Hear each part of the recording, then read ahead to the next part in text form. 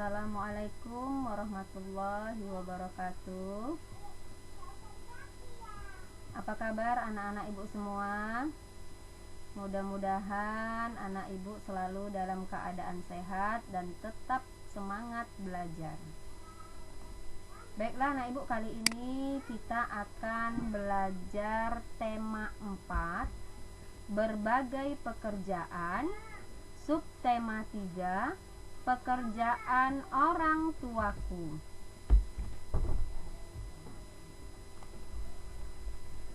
Tahukah kamu anak ibu seorang pendongeng?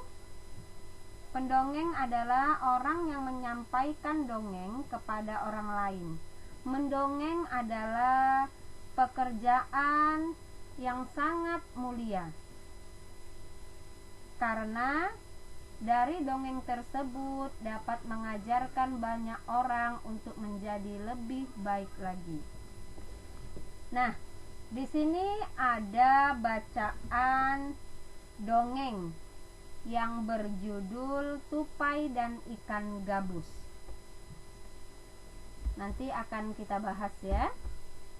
Jadi berdasarkan sebuah cerita yang kita baca, kita dapat mengetahui unsur-unsur yang terkandung di dalam cerita tersebut. Unsur-unsur yang terdapat dalam cerita terbagi dua, yaitu unsur intrinsik dan unsur ekstrinsik. Tahukah kamu anak ibu, unsur intrinsik adalah unsur yang berasal dari dalam cerita. Sedangkan unsur ekstrinsik adalah unsur yang berasal dari luar cerita. Yang termasuk ke dalam unsur intrinsik yaitu tema. Tema adalah ide atau gagasan yang melatar belakangi suatu cerita. Karena itu, tema sering juga disebut sebagai ruh atau nyawa dari sebuah cerita.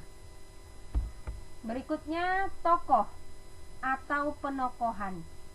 Tokoh adalah pelaku atau orang yang terlibat dalam cerita tersebut. Biasanya dalam sebuah cerita terdapat tokoh protagonis, antagonis. Nah, tokoh protagonis biasanya tokoh yang memiliki sikap baik.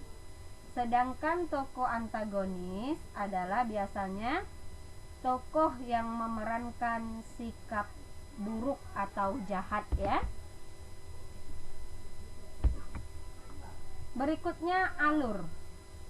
Alur dalam sebuah cerita itu adalah urutan jalan cerita dalam sebuah cerpen yang sudah diatur secara kronologis, atau bisa kita sebut dengan kata lain rangkaian dari awal cerita sampai akhir cerita.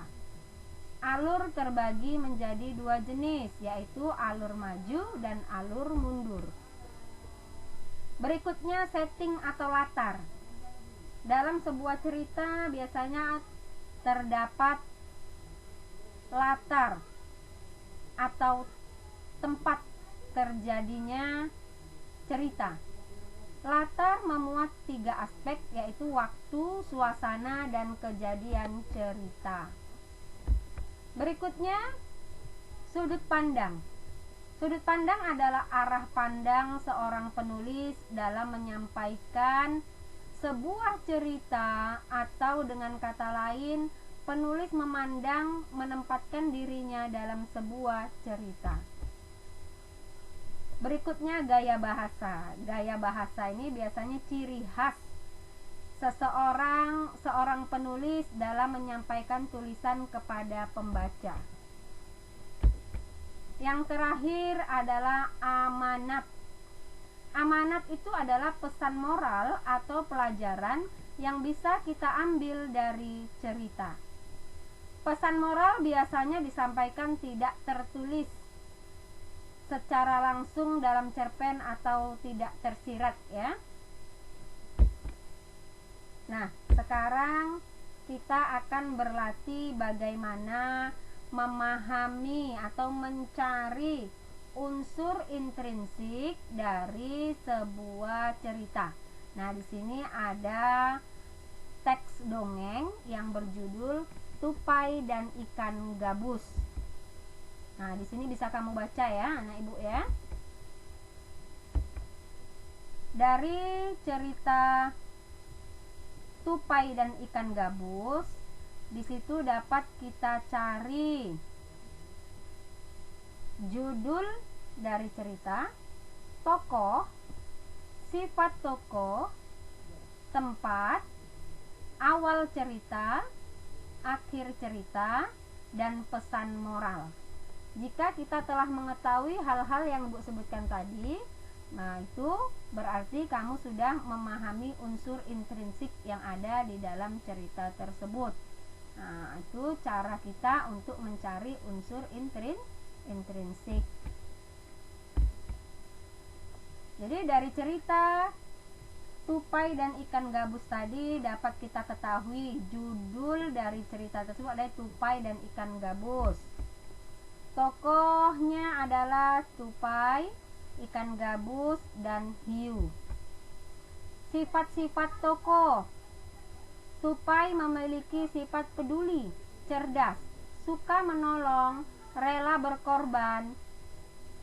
Sedangkan Ikan Gabus memiliki sifat mau berbagi keluh kesah. Sedangkan ikan hiu dia memiliki sifat tidak teliti dalam memilih makanan. Latar pada cerita tersebut atau tempatnya itu terjadi di daerah Kalimantan Barat di tepi pantai. Berikutnya awal cerita. Di daerah Kalimantan Barat di tepi pantai tinggal sepasang sahabat yaitu Tupai dan Ikan Gabus. Mereka selalu melakukan kegiatan bersama-sama. Dan pada suatu hari Tupai tidak melihat Gabus. Setelah Tupai berkunjung ke rumah Gabus, ternyata Gabus sedang sakit dan tidak berselera makan, dan hanya ingin makan satu makanan yaitu hati ikan hiu. Itulah awal cerita dari dongeng Tupai dan Ikan Gabus. Sedangkan akhir ceritanya adalah dengan kecerdasan Tupai, ia berhasil mengambil hati ikan hiu dan memberikannya kepada Gabus. Ikan Gabus pun memakan hati tersebut dan kembali sehat seperti sedia kala. Tupai sangat senang melihat sahabatnya pulih kembali dan dapat melakukan aktivitas bersama Tupai. Sedangkan pesan moral yang terkandung dalam dongeng tersebut adalah jika kita memiliki sikap seperti Tupai, kita dapat membantu orang lain dan membuat orang lain menjadi bahagia. Ya. Jadi dengan mengetahui tema, tokoh, sifat tokoh, latar, alur, dan pesan moral dalam sebuah cerita, dari situlah kita dapat mengetahui unsur intrinsik dari cerita tersebut. Dan Ibu mengingatkan lagi ya, jika kita membaca sebuah cerita, selalulah kita mencontoh sikap yang baik dari cerita tersebut agar apa yang kita baca bermanfaat bagi diri kita. Baiklah anak ibu, dengan memahami contoh tadi, mudah-mudahan kamu nanti dapat mencari unsur intrinsik dari sebuah cerita. Terima kasih. Assalamualaikum warahmatullahi wabarakatuh.